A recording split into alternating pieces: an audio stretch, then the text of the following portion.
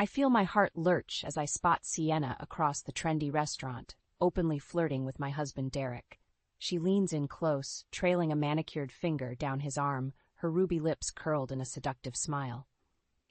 Derek shifts uncomfortably, but doesn't pull away. The sight makes me physically ill. I grip the edge of our table, knuckles turning white, as a wave of nausea hits me. It's been over a decade since Sienna and I were best friends in college, but seeing her again brings all the painful memories rushing back in vivid detail. "Honey, are you okay?" Derek asks, noticing my distress as he returns to our table. "You look like you've seen a ghost." I need some air," I manage to choke out, grabbing my purse and fleeing the suffocating restaurant before he can stop me. Outside, I gulp in deep breaths of the cool night air, trying to steady myself against the brick wall. But I can't stop shaking. Post-traumatic stress, my therapist called it. The betrayal that forever shattered my ability to trust. Sienna had been my closest confidant, despite our contrasting personalities. She was the wild, popular sorority girl who brought me out of my shy, studious shell. I admired her boldness, her devil-may-care spirit, but I never imagined she would seduce my fiancé Jason just weeks before our wedding. "Ava, wait." Derek appears at my side, his brow furrowed with concern. "What's going on? Who was that woman?" "No one," I lie instinctively. I never told Derek about Sienna or Jason. How could I? The shame and humiliation are still too raw, even after all these years. I just felt suddenly sick. Maybe it was something I ate. Derek frowns, unconvinced, but wraps a comforting arm around my shoulders. "Let's go home. I'll make you some tea and we can relax." I nod weakly, letting him guide me to the car.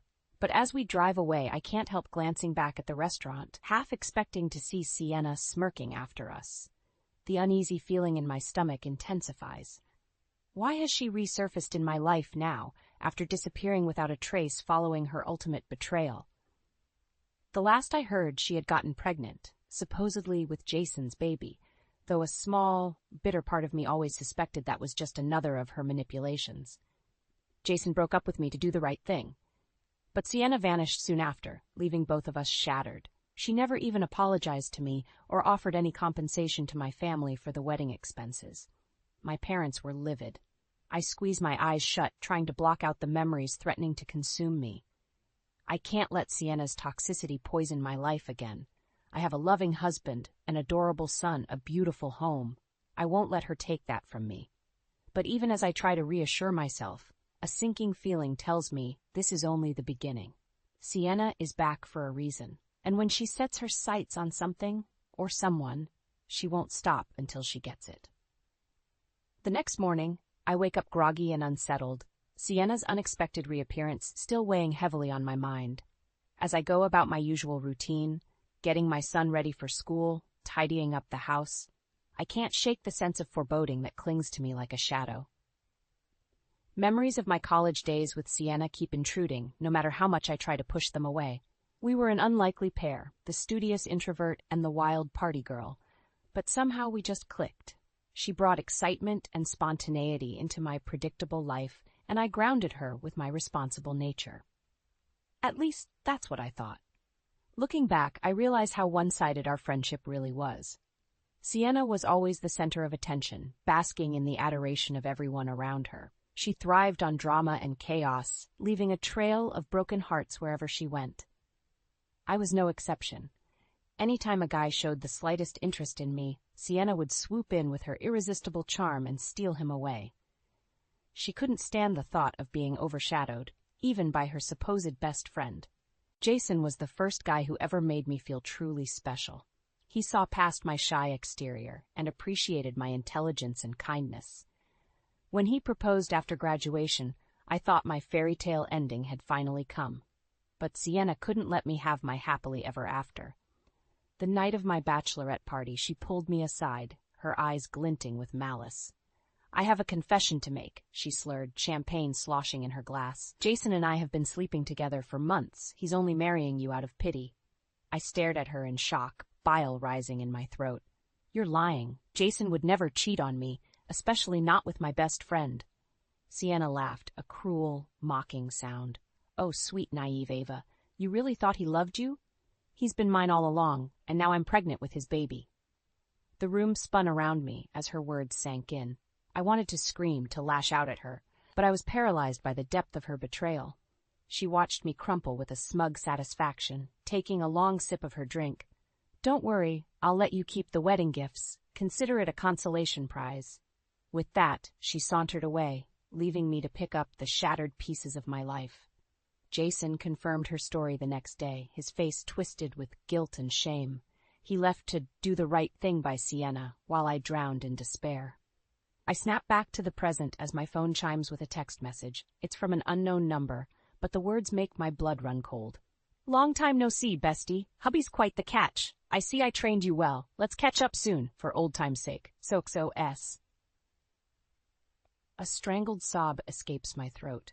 Even after all these years, Sienna still knows exactly how to get under my skin. She sees my marriage as just another thing to take away from me, another way to prove her power.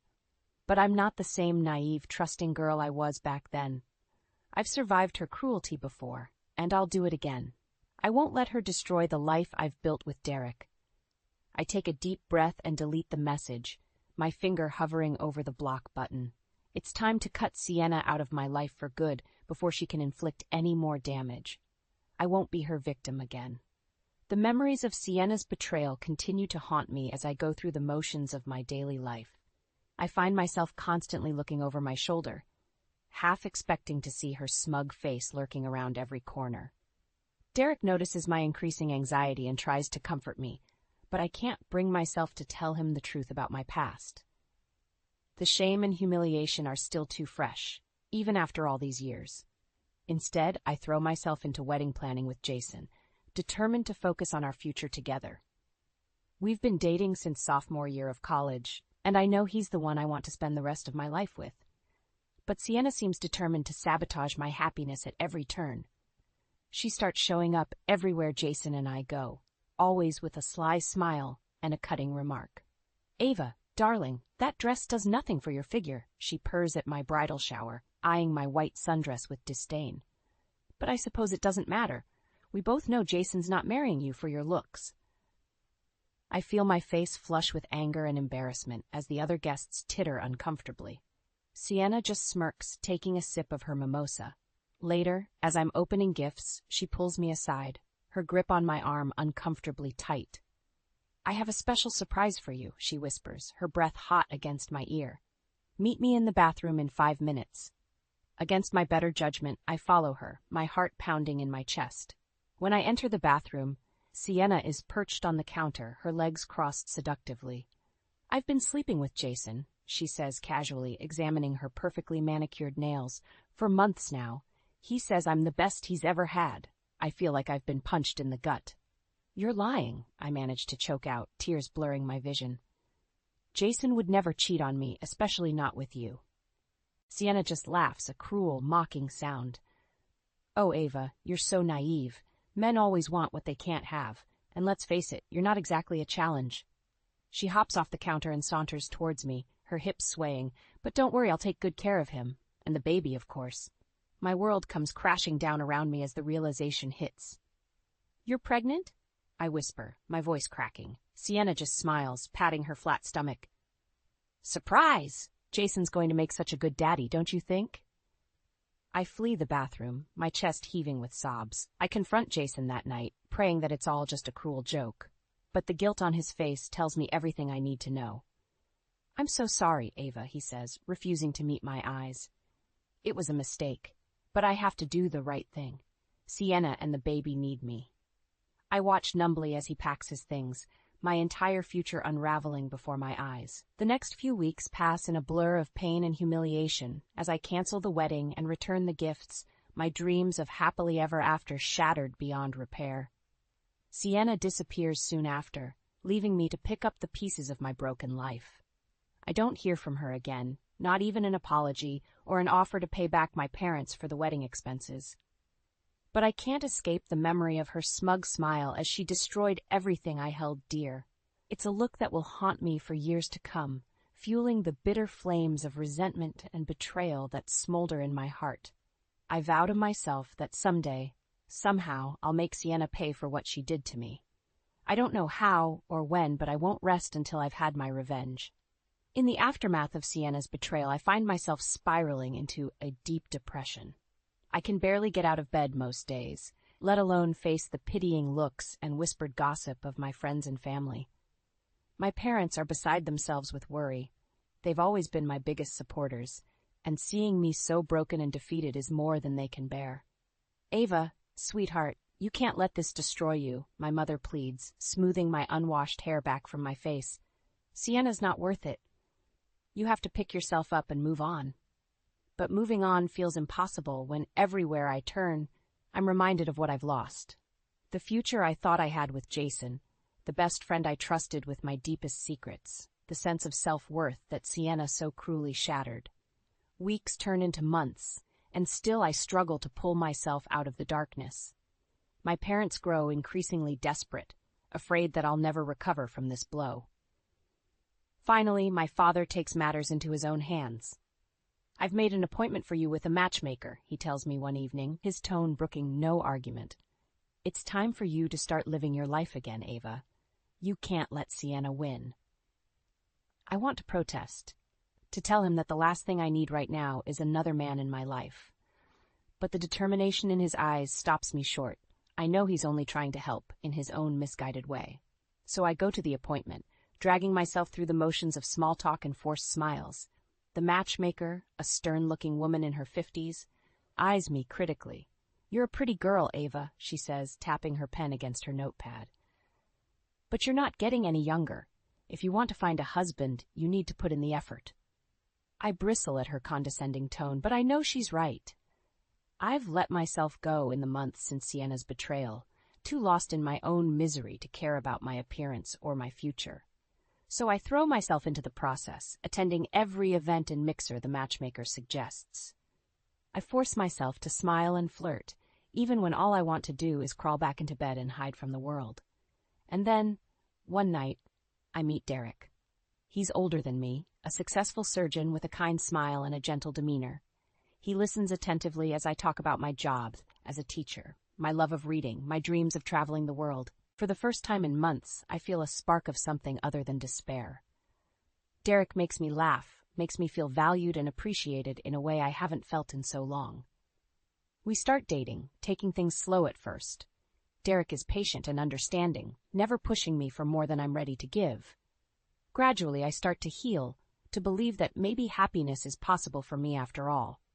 When Derek proposes a year later, I don't hesitate to say yes. Standing at the altar on our wedding day, surrounded by the love and support of my family and friends, I feel a sense of peace wash over me. I know that Sienna's betrayal will always be a part of my story, a scar that I'll carry with me for the rest of my life. But I refuse to let it define me any longer. As Derek and I exchange vows, promising to love and cherish each other for better or for worse, I feel a weight lift from my shoulders. I'm ready to start this new chapter of my life, to build a future with the man I love. And if Sienna ever dares to show her face again, I'll be ready. I'm not the same naive, trusting girl she destroyed all those years ago. I'm stronger now, and I won't let her hurt me or the people I love ever again. The first few years of my marriage to Derek are blissfully happy. We settle into a comfortable routine, enjoying quiet evenings at home and lazy Sunday mornings in bed. When I discover I'm pregnant, we're both overjoyed. Our son Liam is born on a sunny spring morning, healthy and perfect in every way. As I hold him in my arms for the first time, I feel a fierce surge of love and protectiveness. I vow to always keep him safe, to shield him from the kind of pain and betrayal I endured. When Derek gets a job offer at a prestigious hospital in another city, we decide to make the move. It's a fresh start for our little family, a chance to leave the ghosts of my past behind. But fate, it seems, has other plans. We've barely settled into our new home when I spot a familiar face at the hospital's annual fundraiser. Sienna, looking as glamorous and conniving as ever, is draped over the arm of one of Derek's colleagues. I feel a rush of panic, my old wounds reopening at the sight of her. Derek, sensing my distress, squeezes my hand reassuringly. "Is everything okay, love?" he murmurs, his brow furrowed with concern. Before I can respond, Sienna catches sight of us. Her eyes widen in recognition, a slow, predatory smile spreading across her face. "Ava, darling," she cries, air-kissing my cheeks with exaggerated enthusiasm. It's been ages, and who's this handsome devil? I stiffen as she turns her attention to Derek, her hand lingering on his arm a bit too long for my liking. This is my husband, Derek, I say, my voice tight with barely suppressed anger. Derek, this is Sienna, an old friend from college. Sienna laughs, a tinkling sound that sets my teeth on edge. Friend? Oh, Ava, don't be so modest. We were practically sisters, weren't we? I feel a muscle twitch in my jaw as I force a smile. Something like that. Sienna's gaze rakes over me, taking in my simple black dress and sensible heels. Motherhood seems to have aged you, darling. What a pity. I bristle at the jab, but before I can retort, she turns her attention back to Derek. You know, Derek, my husband and I are always looking for a fourth for couples tennis. We should play sometime. Derek, ever the gentleman, smiles politely. That sounds lovely, Sienna. We'll have to set something up. I shoot him a warning look, but he doesn't seem to notice. Sienna just smirks, her eyes glinting with malice. Wonderful. I'll have my husband call you to arrange it. Ta-ta for now, darlings. As she saunters away, I feel a cold knot of dread settle in the pit of my stomach. Seeing Sienna again has brought back all the old feelings of hurt and betrayal, the wounds I thought I'd long since buried. Over the next few weeks, Sienna seems to be everywhere. At the grocery store, the park where I take Liam for play dates, even the gym where I go for my morning yoga classes. Each time she makes a point of seeking me out, her barbed comments and thinly veiled insults chipping away at my carefully constructed facade of happiness. Derek seems quite taken with me, she remarks one day, her tone dripping with false sympathy. I do hope history isn't repeating itself, Ava. It would be such a shame for little Liam to grow up without a father.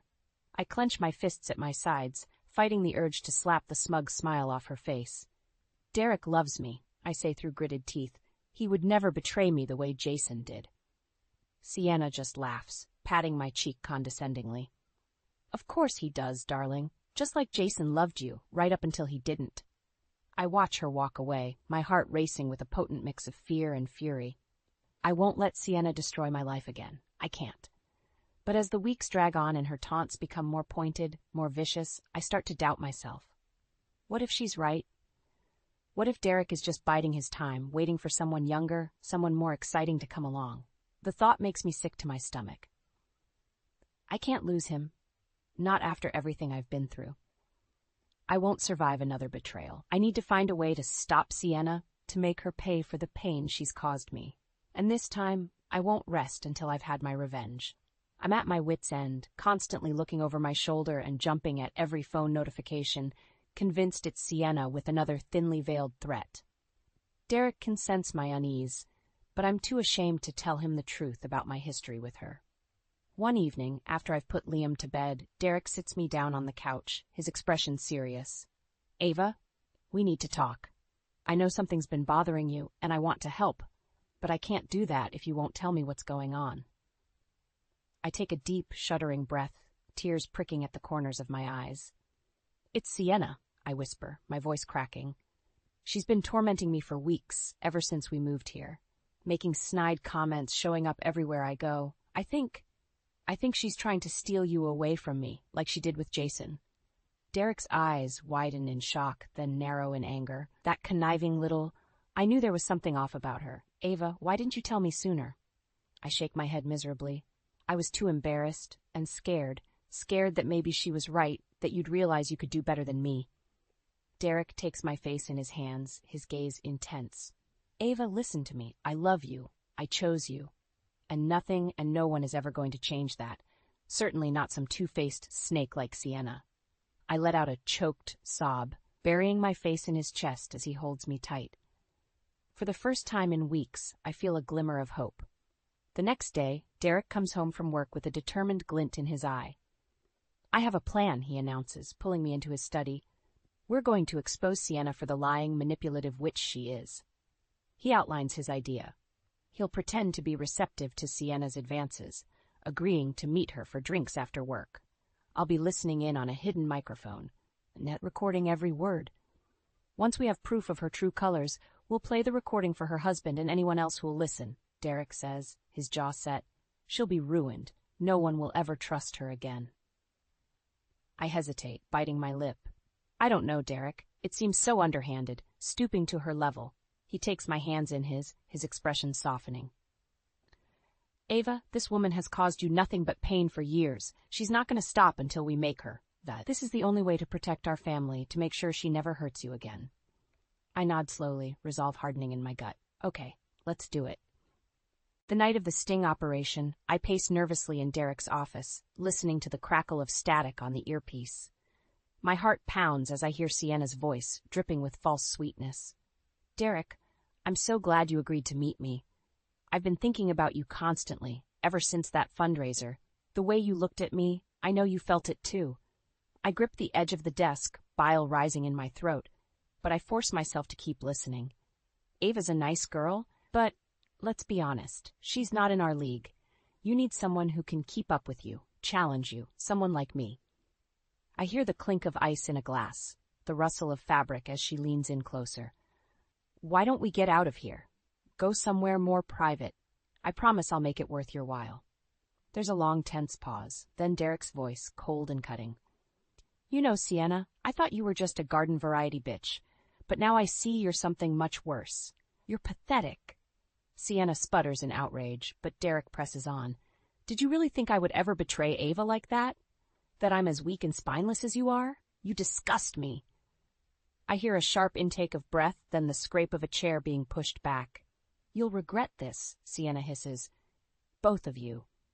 I don't think so, Derek says calmly. See, while we've been chatting, your husband has been listening in on every word. Somehow, I don't think he'll be too thrilled to learn what a snake he married. There's a clatter, a muffled curse, then the sound of retreating footsteps. I slump back in my chair, my whole body shaking with relief and adrenaline. Moments later, Derek bursts into the office, sweeping me into his arms.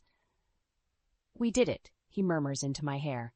It's over, Ava. She can't hurt us anymore. I cling to him, tears streaming down my face. For the first time in years, I feel truly free. The fallout from our sting operation is swift and brutal. Sienna's husband files for divorce the very next day, citing irreconcilable differences. The scandal quickly spreads through the hospital grapevine, and within a week, Sienna is persona non grata among the staff. I almost feel sorry for her. Almost. But then I remember the years of torment she put me through, the way she gleefully destroyed my engagement and my friendship, and any pity I might have felt evaporates like mist. Sienna doesn't go quietly, of course. She shows up at the hospital in a rage, screaming obscenities at Derek and threatening to sue him for defamation. Security has to escort her out of the building, her designer heels dragging on the polished floors. That's when the real bombshell drops. Did you know about Sienna's heart condition? Derek asks me that evening, his expression grim. She's been hiding it for years, apparently, but her little tantrum today set off some kind of episode. She collapsed in the parking lot. I stare at him in shock, my mind reeling. Is she okay? Derek shrugs. She's stable for now, but the doctors say she needs surgery, and soon. Her husband is washing his hands of her, and her insurance won't cover the procedure. She's in a bad way, Ava. I sit down heavily on the couch, my head spinning. I think back to all the times Sienna bragged about her wild partying, her reckless behavior. It never occurred to me that she might be putting her own health at risk. A small, petty part of me wants to gloat, to revel in her misfortune, but I know that's not who I am. As much as Sienna has hurt me, I don't want to see her suffer. What can we do? I ask quietly. I mean, I know she's a horrible person, but I don't want her to die. Derek takes my hand, his eyes soft with understanding. I've already spoken to her parents. They're flying in from out of state to be with her, and I've pulled some strings with the hospital board to get her the care she needs. I nod, swallowing hard. Thank you. I know it's more than she deserves, but thank you. The next few days are a blur of activity. Sienna's parents arrive, ashen-faced with worry, and Derek and I do our best to support them as they navigate the hospital's bureaucracy. Sienna herself is uncharacteristically subdued, her usual bravado replaced by a haunted, fragile air. She refuses to see me at first, but eventually agrees to a brief visit before her surgery. I hover awkwardly in the doorway of her hospital room, taking in the beeping machines and the IV drip snaking into her arm. Sienna looks small and frail against the stark white sheets, her face pale and drawn. Ava, she rasps, her voice hoarse. I didn't think you'd come. I shrug, trying to keep my expression neutral. I didn't want to. But I'm not like you, Sienna. I don't enjoy seeing people in pain. She flinches at that, her eyes filling with tears. I'm sorry, she whispers, for everything. I know it's too little, too late, but I'm sorry. I stare at her for a long moment, searching for any hint of deception or manipulation, but all I see is genuine remorse and a deep, aching sadness. I forgive you, I say softly, surprising myself. Not for you, but for me. I'm done letting you have power over me, Sienna. I'm done living in the past. She nods, a single tear slipping down her cheek. I hope you have a good life, Ava. A happy one. You deserve it. I leave her room feeling strangely light, as if a weight has been lifted from my shoulders. I know Sienna and I will never be friends again, but for the first time in years, I feel like I can breathe. Derek is waiting for me in the hallway, his arms open and inviting. I fall into his embrace, letting his strength and love wash over me. Let's go home, I murmur into his chest. I'm ready to start living again. Sienna's surgery is a success, but her recovery is long and difficult. Her parents take her back to their hometown to recuperate, and for a while it seems like she's finally out of our lives for good. But then, about a year later, I get a call from her mother. Ava, I know you and Sienna have had your differences, she says hesitantly, but I was hoping you might be willing to talk to her. She's been struggling since the surgery, and I think it would do her good to make amends. I'm tempted to refuse, to tell her that Sienna is no longer my problem, but something in her mother's voice gives me pause. She sounds tired, worn down by the weight of her daughter's mistakes. Okay, I say finally. I'll talk to her, but I'm not making any promises. A few days later, Sienna shows up at my door, looking nothing like the glamorous, confident woman I once knew. She's thinner, her hair limp, and her eyes haunted. Can I come in? She asks, her voice small. I step aside wordlessly, letting her pass.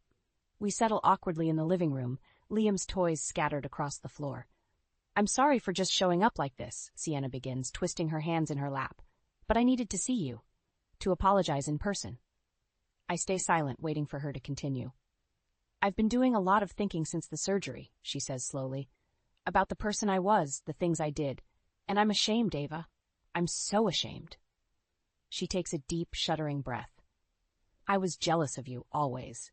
You had everything I wanted, the perfect boyfriend, the loving family, the bright future, and I couldn't stand it, so I did everything I could to tear you down, to make you feel as miserable as I did. I feel a flicker of sympathy, but I tamp it down. That's no excuse, Sienna. You hurt me deeply. You betrayed our friendship in the worst possible way. She nods, tears spilling down her cheeks. I know, and I'll regret it for the rest of my life. But I'm trying to be better, Ava. I'm trying to make things right. She reaches into her purse and pulls out an envelope. This is for you. My parents forced me to get a job at their company, to pay them back for all the money I've borrowed over the years. It's not much, but it's a start. I open the envelope cautiously, my eyes widening at the sight of the check inside. It's enough to cover a good chunk of the wedding expenses Sienna saddled my parents with all those years ago. I don't expect you to forgive me, Sienna says quietly, but I hope someday you can find it in your heart to give me another chance, to let me prove that I've changed. I stare at her for a long moment, conflicting emotions warring in my chest. Part of me wants to hold on to the anger, the bitterness, but another part of me knows that holding on to the past will only poison my future.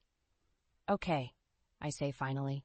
I can't promise we'll ever be friends again, Sienna, but I'm willing to try, to give you a chance to make amends. She nods, a tentative smile breaking across her face. Thank you, Ava. You have no idea how much that means to me. After she leaves, I sit in the living room for a long time, turning the check over in my hands. It feels like a weight has been lifted from my shoulders, a burden I didn't even realize I was carrying. Derek finds me there, Liam balanced on his hip. Everything okay? He asks, his brow furrowed with concern. I smile up at him, my heart full of love and gratitude. Everything's perfect, I say softly. I have you, and Liam, and a future I never thought I'd get to have. Sienna's mistakes don't define me anymore. I'm free.